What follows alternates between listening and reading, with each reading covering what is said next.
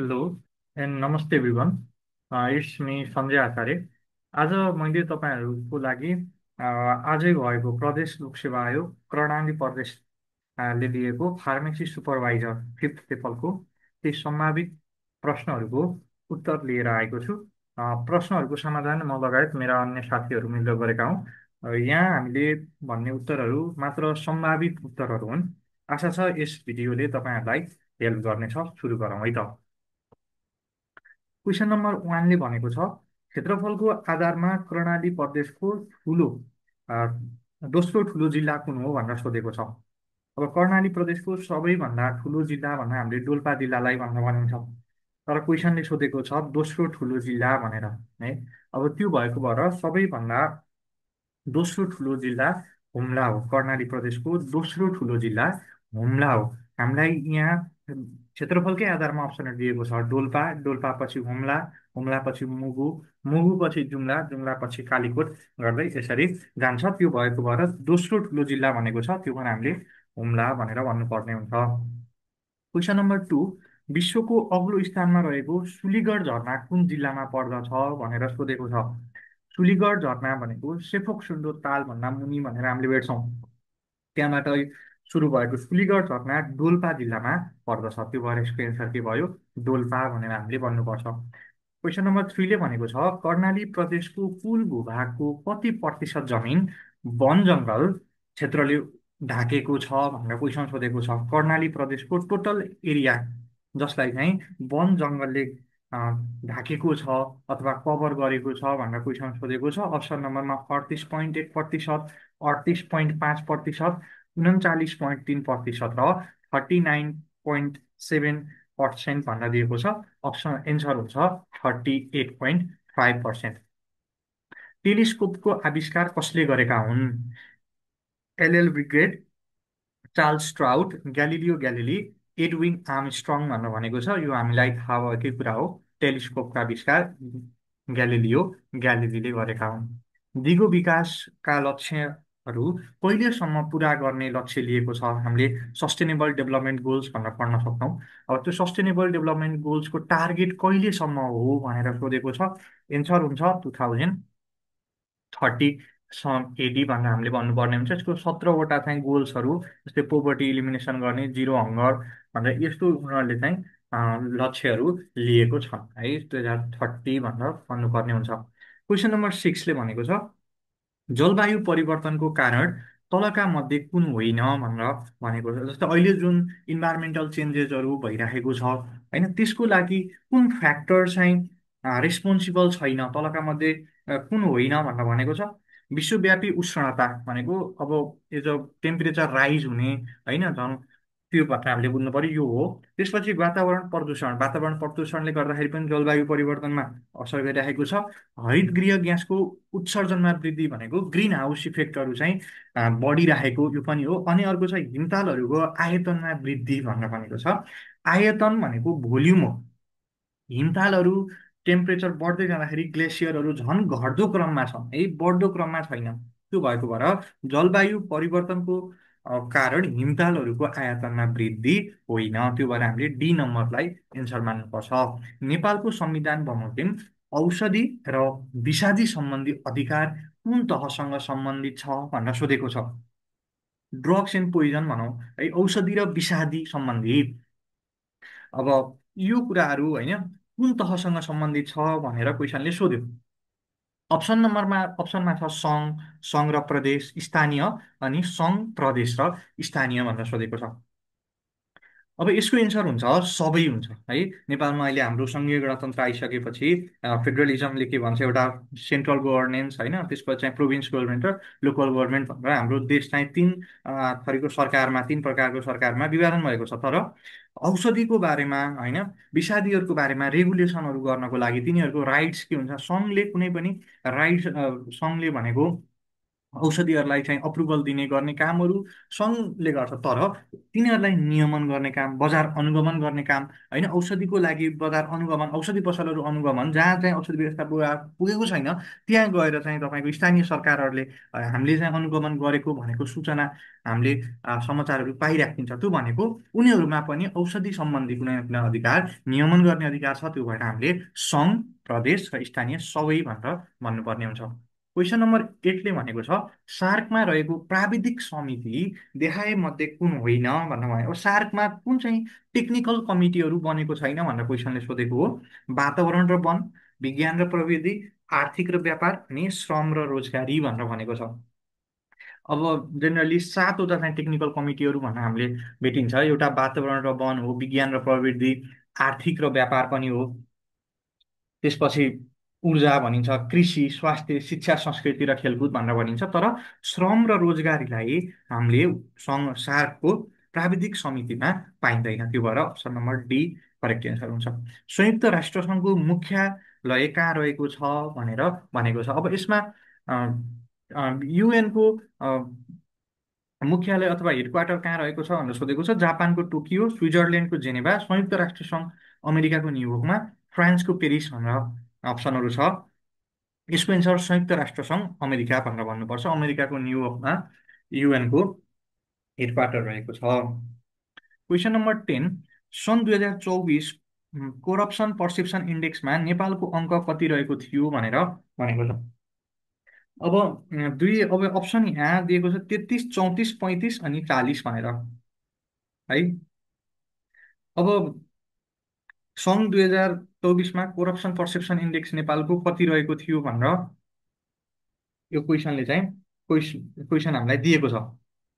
यसको एन्सर हुन्छ 34 भनेर भन्नुपर्ने हुन्छ। तर 35 भनेको 2023मा है, 2023मा करप्सन पर्सेप्सन इन्डेक्स नेपालको कति थियो त 35 थियो। र अघिल्लो वर्ष घटेर बल्ल एक अङ्क घटेर कति भएको थियो 34 भएको थियो। त्यो भएर सन् 2024मा हामीले 34 भनेर भन्नुपर्छ। कार्यालयको विशेषता तलका मध्ये कुन हो भनेर सोधेको छ। कुनै पनि कार्यालयले के कस्तो चाहिँ फङ्सनहरू गर्छ, होइन, हामीले पढेको हुन्छ सूचना as a communication centre, as a service centre, as a memory centre, यिनीहरू भनेको कार्यालयको चाहिँ विशेषताहरू हो है। त्यो भएको भएर कार्यालयले यी सबै कामहरू गर्छन्। त्यो भएर डी भनेर एन्सर भन्नुपर्ने हुन्छ। डिजिटल फाइलिङ प्रणालीको मुख्य फाइदा के हो। अब डिजिटल सिस्टम गइसकेपछि अथवा डिजिटल रेकर्डहरू राख्दाखेरि त्यसको फाइदा के हुन सक्छ। दस्तावेजहरू छिटो खोज्न सकिन्छ, हामीले चाहिएको आवश्यक फाइल्सहरू हामीले छिटो ट्रेस गर्न सक्छौँ, कागजी खर्च घट्छ। त्यसपछि गोपनीयता र डाटा सुरक्षा अझै बढ्छ भनेर भनेको छ। त्यो भएको भएर डिजिटल प्रणालीमा हामीले डाटा स्टोरहरू, डाटा फाइलिङ गर्नु भने यो सबै फाइदाहरू हुन्छ। क्वेसन नम्बर 13, कार्यालयमा सहायक कर्मचारीले कसको निर्देशनमा आफ्नो काम सम्पादन गर्नुपर्छ भनेर भनेको छ। अब हाम्रो सिलेबस हेर्नुभयो भने सहायक कर्मचारी भनेर कुन कस्तो कर्मचारीलाई भन्नु, राजपत्र अनाङ्कित कर्मचारीहरू, होइन, जस्तै प्रथम, दोस्रो, तृतीय, चतुर्थ गरेर यसरी गएको हुन्छ। अब उनीहरूले चाहिँ सहायक कर्मचारीहरूले कसको निर्देशनमा काम गर्नुपर्छ। अब हामीले भन्दाखेरि अधिकृत स्तरको उसमा कर्मचारीको भनेको उहाँहरूले गरेको निर्देशन अनुसार उसले कार्यहरू गर्नुपर्छ भनेर भनिन्छ। तर त्यो हामीलाई अप्सनले के भनेको छ, सुपरिवेक्षक भनेको उसले गरिरहेको कामलाई मोनिटर गर्ने मान्छे, शाखा प्रमुख, कुनै पनि एउटा फाँटको शाखा प्रमुख, होल कार्यालय प्रमुखको निर्देशनमा र माथिको सबै भनेको छ। त्यो भएर सहायक कर्मचारी भन्दा यी सबैहरू माथिहरू हुन् है। सबै हामीसँग अप्सन भनेको सबै माथिल्लो पोस्टहरूको अप्सन छ। त्यो भएर हामीले डी भनेर भन्नुपर्ने हुन्छ, माथिका सबै। 14 नम्बर, कर्णाली प्रदेश निजामती सेवा ऐन 2080 अनुसार प्रदेश स्वास्थ्य सेवा सहायक पाँचौँ तहमा स्थायी पदपूर्ति गर्दा खुल्ला प्रतियोगितात्मक परीक्षाद्वारा कति प्रतिशत पदपूर्ति गरिन्छ भनेर क्वेसनले सोधेको छ है। कर्णाली प्रदेशको सिभिल सर्भिस एक्ट 2080 हामीले यो हेऱ्यौँ भने तपाईँहरूले कर्मचारीहरूलाई कसरी चाहिँ खुल्ला प्रतियोगिताबाट कति पर्सेन्ट कर्मचारीहरूलाई पदपूर्ति गर्ने भनेर हामीले हेऱ्यौँ भने अरू अन्यको लागि हामीले 50% भनेर भेट्छौँ। त्यो त हाम्रो अप्सनमा छैन। तर यहाँ हेर्नुहोस् त, जुनसुकै कुरा लेखिए तापनि प्रदेश स्वास्थ्य सेवाको पदमा द्याए बमोजिमको पदपूर्ति गरिन्छ। हेर्नुहोस् त, यहाँ प्रदेश स्वास्थ्य सेवाको पदमा के भनेको छ, खुल्लातर्फ सहायक स्तर पाँचौँ, हामीलाई क्वेसनले के सोधेको छ, सहायक स्तर पाँचौँ, सहायक स्तर पाँचौँमा खुल्ला प्रतियोगितात्मक परीक्षाबाट 65% चाहिँ पदपूर्ति गर्नुपर्ने हुन्छ, त्यो भएर सी नम्बर एन्सर हुन्छ। क्वेसन नम्बर 15, प्रदेश निजामती सेवा ऐन 2080 बमोजिम तलका मध्ये कुन सेवा शर्त सम्बन्धी व्यवस्था सङ्घीय कानुन बमोजिम हुने उल्लेख गरिएको छ। अब कुन सेवा अन्तर्गतको चाहिँ सुविधाहरू अथवा चाहिँ व्यवस्थाहरू हामीले सङ्घको कानुनलाई चाहिँ अनुसार हुने भनेर व्यवस्था राखिएको छ भनेर भनेको छ। यसको एन्सर प्रदेश स्वास्थ्य सेवा भनेर भन्नुपर्ने हुन्छ। सार्वजनिक सेवा प्रवाहको माध्यम कुन हो? सरकारी निकाय, निजी क्षेत्र, गैर सरकारी निकाय, माथिका सबै भनेको छ।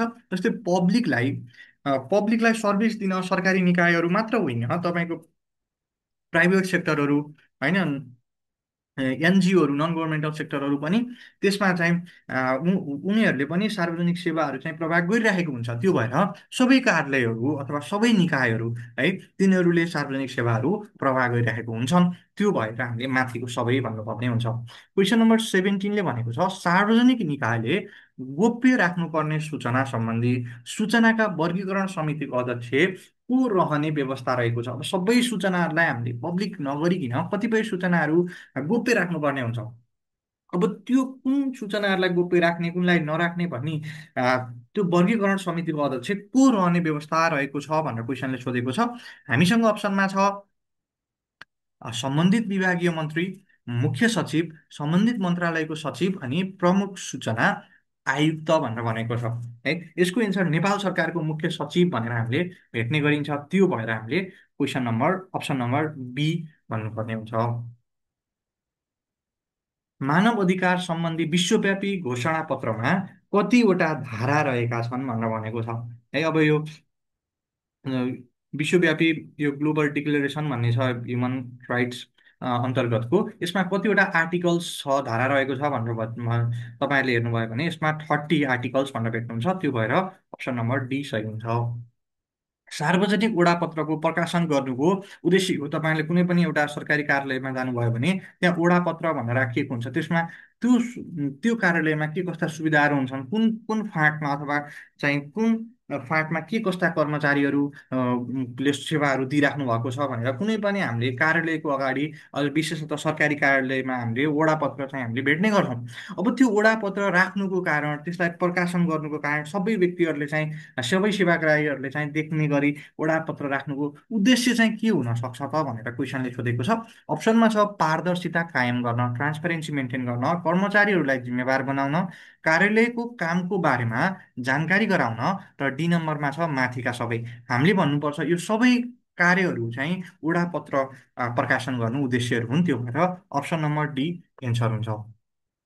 क्वेसन नम्बर 20ले भनेको छ, कर्मचारी तन्त्रका उम्, विशेषता तलका मध्ये कुन होइन भनेर भनेको छ। जस्तै कर्मचारीहरूको विशेषता, होइन, के होइन, कर्मचारी तन्त्रको विशेषता के होइन भनेको छ, पद सोपान, कानुनको पालना, अनियमितता, निष्पक्षता। हेर्नुहोस्, अब हामीले एन्सर त गर्न सकिहाल्छौँ, अनियमितता काहीँ पनि गर्नु हुँदैन, होइन, त्यो भएको भएर अनियमितता एन्सर हो। अब पद सोपान भनेको कुनै पनि एउटा हाइरार्कियल अरेन्जमेन्ट भनेर हामीले भन्छौँ है। हायरार्कियल अरेन्जमेन्ट, कुनै पनि कार्यालयमा एउटा हायरार्की हुनुपर्छ, सिनियर, तपाईँको lower level, middle level, top level भनेर हामीले जसरी इम्प्लोइहरूको म्यानेजमेन्टमा चाहिँ हामीले पढ्छौँ है, त्यो हो पद सोपान भनेको। हायरार्की भन्न खोजेको हो कानुनको पालना गर्नुपर्छ, निष्पक्षता हुनुपर्छ है, तर अनियमितता गर्नु भनेको कर्मचारी तन्त्रको विशेषता होइन है। त्यो भएर अप्सन नम्बर सी एन्सर हुन्छ। Question number 21, which of the following manufactures medicine. अब कसले औषधिको उत्पादन गर्छन्? डिडिएले गर्छ, गर्दैन, यसले रेगुलेसन गर्ने। एनएमएलले क्वालिटी कन्ट्रोल एनालाइसिसहरू गर्छ। नेपाल ड्रग लिमिटेड भनेको नेपाल औषधि लिमिटेड, जुन चाहिँ हाम्रो सरकारी औषधि कम्पनी हो, होइन, त्यसले चाहिँ विभिन्न औषधिहरू उत्पादन गरिरहेको हुन्छ। त्यो भएर अप्सन नम्बर सी एन्सर हुन्छ। 22 नम्बरले भनेको छ, what is the primary role of department of drug administration. भर्खर पनि भनियो है, डिडिएले के काम गर्छ, रेगुलेसनको पोर्सनहरू हेर्ने हो, उसले चाहिँ मोनिटरिङहरू गर्ने हो। त्यो भएर म्यानुफ्याक्चर अफ मेडिसिन गर्दैन। Regulate and monitoring of the pharmaceutical products यो गर्छ। प्रोभाइड हेल्थ केयर सर्भिसेस है, सेवा प्रवाह, स्वास्थ्य सेवा प्रवाह डिडिएले गरेको हुँदैन। र इम्पोर्ट मेडिकल इक्विपमेन्ट उसले चाहिँ इम्पोर्ट चाहिँ गर्दैन, तर इम्पोर्टेसन गर्नुपर्ने छ भने तिनीहरूको लागि स्वीकृति दिने काम चाहिँ औषधि व्यवस्था विभागबाट लिग्नुपर्ने हुन्छ। त्यो भएर अप्सन नम्बर बी एन्सर हुन्छ। Who investigates the cases under the narcotic drug control act भनेर भनेको छ। अब यसमा police, drug inspector, public prosecutor र इन्डिपेन्डेन्ट लिगल प्र्याक्टिसनर भनेर भनेको छ। अब हामीले नार्कोटिक ड्रग कन्ट्रोल ब्युरो हेर्छौँ भने यो मिनिस्ट्री अफ होम एफेयर्स, गृह मन्त्रालयको अन्तर्गतमा चाहिँ यो आउने गर्दछ। त्यो भएर हामीले कुनै पनि केसेसहरूलाई प्रोसिक्युट गर्नको लागि at least sub inspector of police अथवा खरिदार भनेर हामीले पढ्ने गरेका हुन्छौँ है। अब सबै नार्कोटिक ड्रग अन्तर्गतको चाहिँ केसेसहरूलाई ड्रग इन्सपेक्टरले हेर्ने गर्दैन। केही गरी हामीलाई क्लियरली के भनिदिएको छ भन्दाखेरि कुनै पनि औषधि, लागु औषधहरू यदि औषधिको फर्ममा कसैले दुरुपयोग गरेको छ, जस्तै कुनै पनि एउटा कमर्सियल मेडिसिनल प्रोडक्टको फर्ममा यदि कसैले दुरुपयोग गरेको छ भने त्यस्तो बेलामा चाहिँ ड्रग इन्सपेक्टरलाई ल्याएर चाहिँ उसलाई केसमा इन्भल्भ, अनुसन्धानमा सहयोग आउने त्यो उद्देश्य हो। तर सबै प्रकारको नार्कोटिक ड्रग्स भनेर हामीले क्लासिफाई जुन तरिकाले गर्छौँ त्यो सबैमा ड्रग इन्सपेक्टर इन्भल्भ चाहिँ हुँदैन है। अब ड्रग इन्सपेक्टर भनेको के, ड्रग इन्सपेक्टरको क्वालिफिकेसन के कस्तो हुनुपर्छ भनेर हामीले त्यो पढेका छौँ। त्यो भएर ड्रग इन्सपेक्टर भन्दा पनि यो केसमा गृह मन्त्रालय अन्तर्गतको लागु औषध अनुसन्धान ब्युरो भएको हिसाबमा police will be better option है। Question number 24, which chapter of code of manufacturing of the drug mentions about hygiene and sanitation. अब हामीलाई ड्रग म्यानुफ्याक्चरिङ कोड 2041 पनि भनेको छैन, अथवा चाहिँ कुशल उत्पादन संहिता 2072 भनेर जुन डिडिएले पब्लिस गरेको छ त्यो पनि त्यसरी स्पेसिफिक तोकेको छैन। त्यो भएर हामीले जस्तै जिएमपी कोर्स 2072 हेऱ्यौँ भने च्याप्टर नम्बर 4 है, परिच्छेद नम्बर 4मा तपाईँहरूले यो सरसफाइको कुराहरू चाहिँ भेट्नुहुन्छ है, क्लिनलिनेस र हाइजिनको कुराहरू भेट्नुहुन्छ। त्यो भएर option number C would be better option. Question number 25ले भनेको छ which section of drug act mention provision related to prescription. अब यो धेरै पटक रिपिटेड हुन्छ कम्पिटेटिभ इक्जाममा। यो हुन्छ क्वेसन अप्सन नम्बर 27 है। 27 नम्बरले के भन्छ, provision related to prescription. 26 the provision of 31 है, 31 भने त केसँग रिलेटेड छ त, सिटी क्लिनिकल ट्रायलसँग रिलेटेड छ। Trademark of drug, drug price, clinical trial, provision on drug भनेर भनेको छ। Section number 31 is related to the clinical trial है, लाइसेन्स लिनुपर्छ कुनै पनि क्लिनिकल ट्रायल गर्नु पूर्व भनेर क्लिनिकल ट्रायल्सको प्रावधान राखिएको छ ड्रग एक्टको सेक्सन 31मा। 27 नम्बरले major health problem of Karnali province, Karnali प्रदेशको सबैभन्दा ठुलो स्वास्थ्य समस्या कुन हो भनेर क्वेसनले सोधेको छ। ओम इन्फेस्टेसन, माइग्रेन, रेस्पिरेटरी प्रोब्लम अनि टाइफाइड भनेर भनेको छ। अब हामीले रिसर्च आर्टिकल्सहरू हेर्ने हो भने कर्णाली प्रदेशको सबैभन्दा ठुलो स्वास्थ्य समस्या भनेर रेस्पिरेटरी प्रोब्लमलाई हामीले भेट्ने गरिन्छ। हुनलाई अस्ति भर्खर जाजरकोटमा यो ठुलो यो ओम इन्फेक्टेसनको ब्रेकआउट चाहिँ भएको हामीलाई थाहा पाउँछौँ। तर पनि स्ट्याटिस्टिक्स हेर्ने हो भने सबैभन्दा ठुलो समस्या रेस्पिरेटरी प्रोब्लम भनेर हामीले भेट्ने गर्छौँ है। त्यसपछि पेप्टिक अल्सर को अनि त्यसपछि हेड्याकहरू, माइग्रेन हेड्याक अनि ओम इन्फेस्टेसन भनेर आउँछ। त्यो भएको भएर respiratory problem would be the best option. Question number 28, good drug production, औषधि उत्पादन संहिता भन्ने जुन छ त्यो केसँग सम्बन्धित छ भनेर भनेको छ। डिस्क्राइब्स द प्रोडक्सन डकुमेन्ट्स है, उत्पादन गर्ने कागजातहरूसँग रिलेटेड छ। Is equivalent to the good manufacturing practice guideline, it is just a quality control document, instructs for inventory record भनेर भनेको छ। त्यो भएको भएर हामीले जस्तै औषधि उत्पादन संहिता भनेको is equivalent to the GMP guidelines भनेर भन्नुपर्ने हुन्छ। 27, a patient is prescribe amoxicillin capsule TID for 5 days, how many tablets should be dispense to the patient. कुनै पनि बिरामीलाई टिआइडी भनेको दिनको 3 पटक 5 दिनसम्म खानुहोस् भनेर भनेको छ भने टोटल उसलाई कतिवटा ट्याब्लेट डिस्पेन्स गर्नुपर्छ भन्दा 15 वटा डिस्पेन्स गर्नुपर्ने हुन्छ। Which of the following factor does not influence the use of medicine, औषधिको प्रयोगमा कुन चाहिँ फ्याक्टरले इन्फ्लुएन्स गर्दैन भनेर क्वेसनले सोधेको छ। पोलिसी एन्ड रेगुलेटरी फ्रेमवर्क, तपाईँको नियमहरूले होइन, औषधि सम्बन्धी नियमहरूले औषधिको प्रयोगमा कुनै फ्याक्ट इन्फ्लुएन्स गर्छ या गर्दैन? Prescriber, dispenser and their place, यो गर्छ। यदि प्रिस्क्राइबरले धेरै औषधि प्रिस्क्राइब गरिदिनु भयो भने होइन, त्यसमा चाहिँ औषधिको प्रयोगमा केही न केही इन्फ्लुएन्स त्यसले गरेको हुन्छ। पेसेन्ट र कम्युनिटीले पनि गर्छ। अब यो अलिकति हामीले ड्रग प्राइस भनेर भेटिन्छ। अब कतिजनाले ड्रग प्राइसले इन्फ्लुएन्स गर्छ, औषधि महँगो भयो भने अफकोर्स मान्छेले चाहिँ त्यो औषधि चाहिँ प्रयोग नगर्न सक्छ भन्ने कुराहरू पनि आउँछ। तर यो हिसाबमा है, अब चारवटा मध्येमा हामीले सुइटेबल रोज्दाखेरि drug price will be the better option. 31 नम्बरमा mostly prescribe drug distribution system in hospitals of Nepal are except satellite pharmacy, unique dose dispensing भन्न खोजेको होला यसले, unique dose dispensing, ward stock system र फ्लोर स्टक सिस्टम। जेनरली हामीले ward stock system, floor stock system एउटै जस्तै हामी लेख्छौँ। सेटेलाइट फार्मेसी भनेको विभिन्न फ्लोरहरूमा चाहिँ एज अ सेन्ट्रल फार्मेसीको ब्रान्चेसको रूपमा खोल्ने गरिन्छ। युनिक डोज डिस्पेन्सिङ अलिकति लिस्ट कमनली प्र्याक्टिस्ड हो यी चारवटा अप्सनमा भन्दा B. Question number 32, the part of prescription which is called inscription contents भनेर सोधेको छ। Name and quantity of the ingredients, name, age, signature, address, registration number and patient information भनेर भनेको छ। अब कुन पार्ट अफ प्रिस्क्रिप्सन भनेको इन्स्क्रिप्सन हो भनेर भन्यो। इन्स्क्रिप्सन भनेको हामीले सधैँ मेन पार्ट अफ प्रिस्क्रिप्सन भनेर पढ्छौँ, जहाँ चाहिँ औषधिको नाम हुन्छ, त्यसको स्ट्रेन्थ हुन्छ, कति एमजीको, कति डोजेज फर्मको त्यसको स्ट्रेन्थ हुन्छ, कति खाने भनेर ड्युरेसन, यी कुराहरू चाहिँ राखिएको हुन्छ। त्यो भएर प्रिस्क्रिप्सनमा name and quantity of the ingredients भनेर यो पार्टलाई मेन पार्ट अफ प्रिस्क्रिप्सनको, जसलाई हामीले इन्स्क्रिप्सन भन्ने गर्छौँ, अप्सन ए एन्सर हुन्छ। 33ले भनेको छ daily requirement of folic acid is more for, folic acid vitamin B nine सबैभन्दा बढी कसलाई आवश्यक पर्छ भनेर क्वेसनले सोधेको छ। चिल्ड्रेन, प्रेग्नेन्ट वुमेन, एडल्ट्स अनि ल्याक्टेटिङ वुमेन है। अब जो मान्छे प्रेग्नेन्ट हुन्छ, अब यसमा तपाईँहरूलाई धेरै पटक न्युरल ट्युब डिफेक्ट्स हुनको लागि कुन भिटामिन ले चाहिँ जोगाइराखेको हुन्छ, सप्लिमेन्टको रूपमा दिन्छौँ भनेर क्वेसन सोधेको हुन्छ। त्यति बेला हामीले फोलिक एसिड भन्छौँ है। यो भनेको बच्चाहरूको चाहिँ न्युरल ट्युब राम्रोसँग ग्रोथ होस्, न्युरल ट्युब डिफेक्टमा प्रिभेन्ट गर्नको लागि फोलिक एसिड सप्लिमेन्ट दिन्छ प्रेग्नेन्ट लेडीलाई। 39ले भनेको छ the first aid treatment aims to achieve all except है। प्राथमिक उपचारले सबै गर्छ के बाहेक? टु सेभ द पर्सन हो, to promote the recovery, to preserve life, to prevent worsening of the patient. हेर्नुहोस्, अब हामीले यहाँ पर्सनको लाइफ जोगाउनेको रूपमा हामीले फर्स्ट एड युज गर्छौँ है। प्रिजर्भ लाइफ पनि हुन्छ, टु प्रोमोट रिकभरी, अनि त्यसपछि to prevent the worsening of the patient. पेसेन्टको अवस्था त्योभन्दा धेरै बिग्रिन नदिनको लागि हामीले फर्स्ट एड युज गर्ने हो। तर फर्स्ट एडले रिकभरीमा प्रमोट डाइरेक्टली चाहिँ गर्दैन। त्यो भएर हामीले अप्सन नम्बर बी भन्नुपर्छ। Which of the following is vernacular name of Taxus baccata भनेको छ।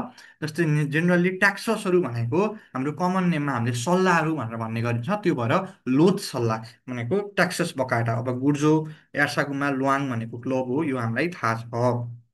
36ले भनेको छ most widely use method of obtaining essential oil from plants. Volatile oil, essential oil are also known as volatile oil. Volatile oil तपाईँको extraction हामीले हेऱ्यौँ भने generally steam डिस्टिलेसनबाट हामीले एक्सट्र्याक्ट गरिराखेको हुन्छ। त्यो भएर option number D steam distillation will be correct answer.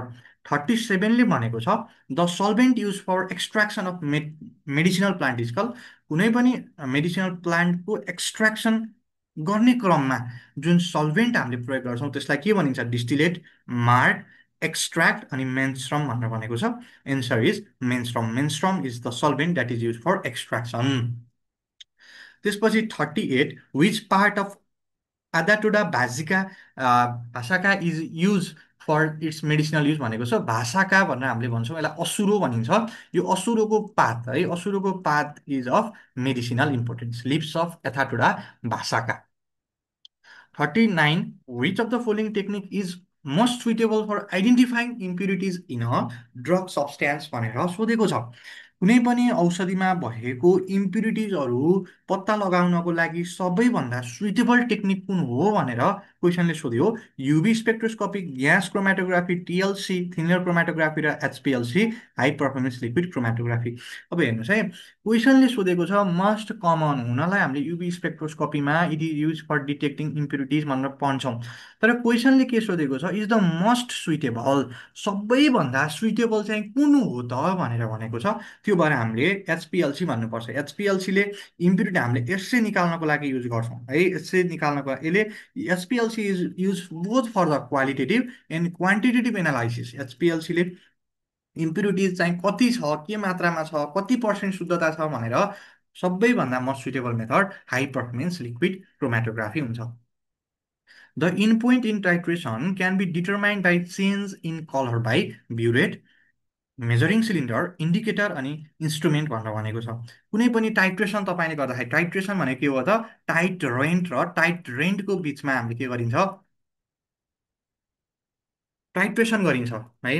अब त्यति बेला अब कुनै पनि टाइट्रेसन कम्प्लिट भयो भनेर हामीले इन्डिकेटरले कलर चेन्ज गर्छ, त्यसबाट हामीले ल हाम्रो रियाक्सन चाहिँ कम्प्लिट भएछ भनेर थाहा पाउँछौँ। त्यो भएर option number C indicator is the answer.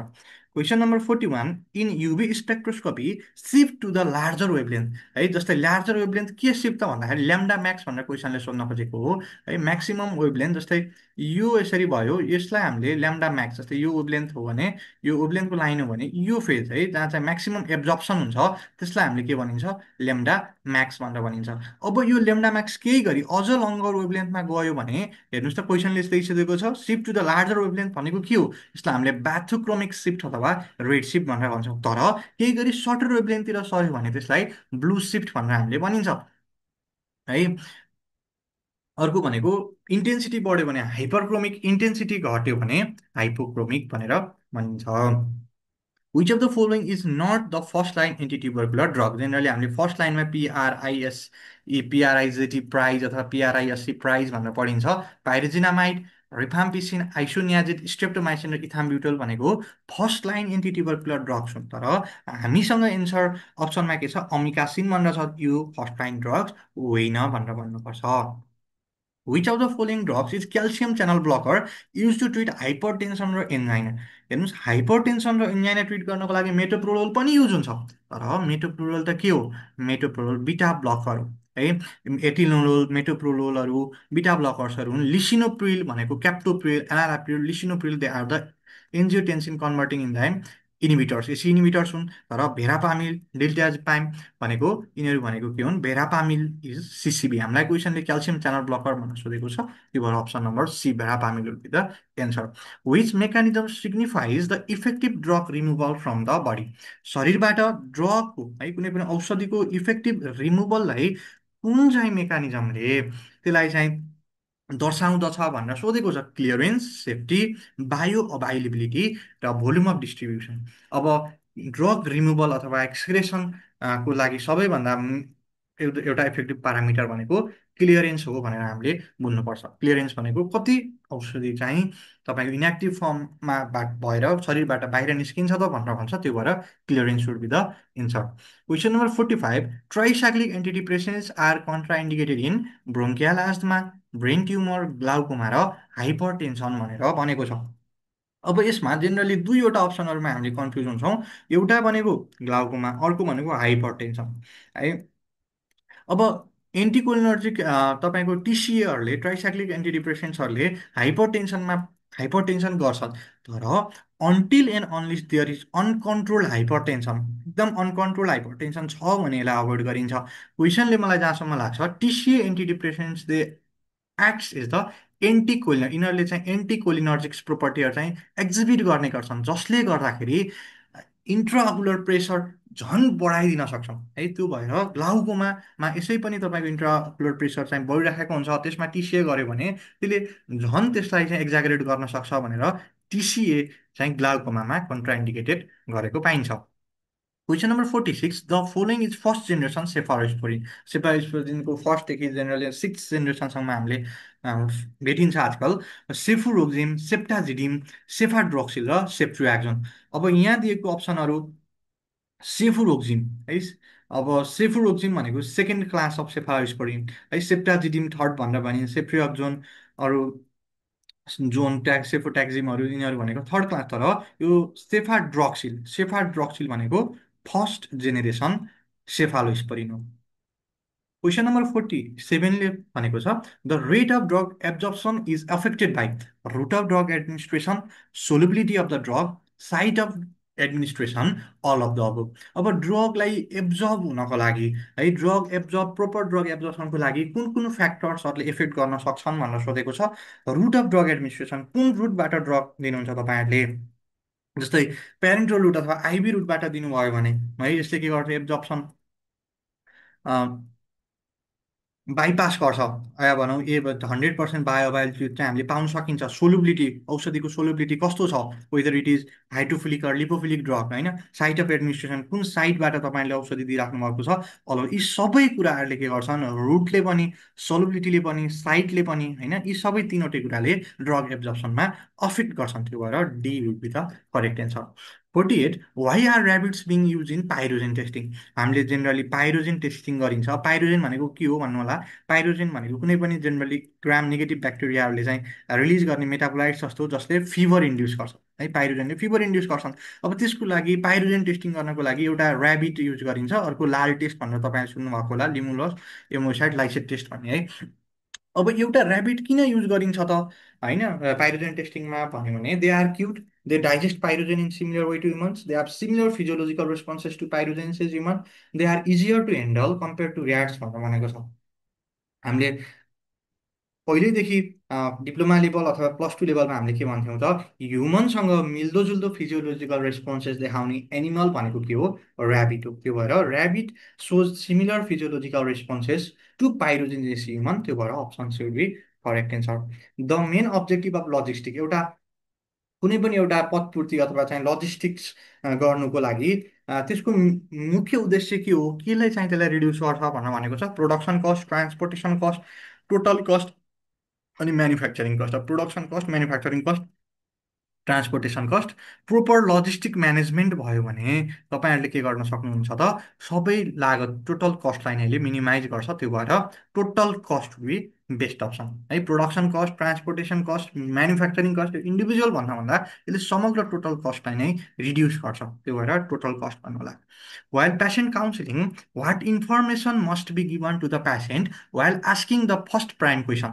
Job patient काउन्सिलिङको विभिन्न सेसन्सहरू हुन्छन्, पेसेन्टलाई चाहिँ औषधिको प्रयोग कुन सहित कसरी गर्ने होइन, किन पेसेन्ट काउन्सिलिङ आवश्यक छ, हामीले पेसेन्ट काउन्सिलिङ सेसनमा के भनिन्छ, सुरुमा इन्ट्रोडक्सन पोर्सनमा हामीले के भनिन्छ, सुरुमा इन्ट्रोडक्सन गरिसकेपछि बिरामीलाई के बुझाइन्छ, यो औषधि उसलाई दिनुको उद्देश्य के हो त, प्रपोज के हो भनेर फार्मासिस्टहरूले काउन्सिलिङ गर्दा भनेको भन्नुपर्छ भनेर, अथवा भन्नुपर्छ या भन्ने गरिन्छ। त्यो भएर वाइट यो कुन चाहिँ information, what information must be given to patient while asking the first prime question भनेर भनेको छ। Dosing schedule, possible side effect, storage condition अनि पर्पोज अफ मेडिकेसन प्रिस्क्राइब। यी मध्येमा सबैभन्दा पहिला पर्पोज अफ मेडिकेसन हुन्छ है, त्यसपछि बल्ल डोजिङ सेड्युल हामीले सिकाउँछौँ, त्यसपछि त्यो औषधि खाइसकेपछि के कस्ता चाहिँ असरहरू देखिन सक्छन् भनेर पोसिबल साइड इफेक्ट्स एक्सप्लेन गर्छौँ, र कुनै औषधिलाई यदि स्पेसल स्टोरेज कन्डिसन छ भने त्यो पनि सम्झाउने गरिन्छ। सबै गरिन्छ, तर कुन चाहिँ इन्फर्मेसन सबैभन्दा पहिला while asking the first prime question भनेर भनेको छ, त्यो भएर पर्पोज अफ मेडिकेसन प्रिस्क्राइब भनेर हामीले भन्नुपर्ने हुन्छ। यति नै थियो आज कर्णाली प्रदेश फार्मेसी सुपरभाइजरको परीक्षामा सोधेका क्वेसनहरू। आशा छ यस भिडियोले तपाईँहरूलाई केही सहयोग गर्नेछ। यस्तै फार्मेसी सम्बन्धी अन्य भिडियोहरूको लागि तपाईँहरूले हाम्रो एनपेप क्लासेसको युट्युब च्यानललाई लाइक, सब्सक्राइब अनि सेयर गरिदिनु होला। हामी अर्को भिडियोमा फेरि भेट्नेछौँ। आजको लागि यति भन्दै बिदा हुन चाहन्छु। धन्यवाद, नमस्ते।